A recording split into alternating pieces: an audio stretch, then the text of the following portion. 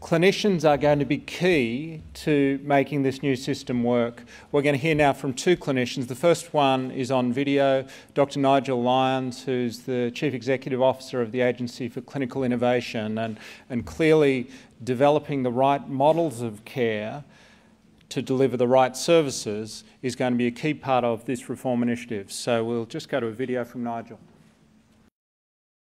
So what activity-based funding will do is to give us much better information that will support both clinicians and managers to identify the resources, to apply those effectively to deliver the best outcomes for patients in whatever setting of care. So by having information about the cost of providing care, our clinicians can work with managers to adjust how they provide that, to use resources more efficiently, and ultimately to invest in the right places to ensure that our services meet the needs of our patients.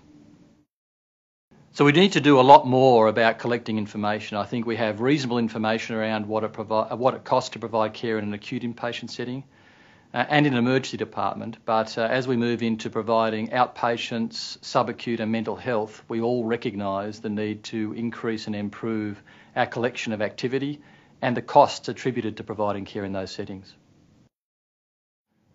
We recognise that what we do at the moment we're doing very well by world-class standards.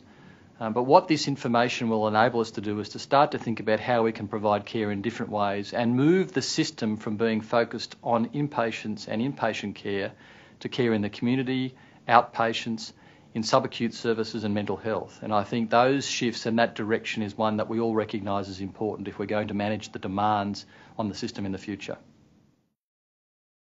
I need to acknowledge my thanks to Nigel. Nigel has led much of the work on the development of the state funding model, along with our ABF task force and folks within the ministry.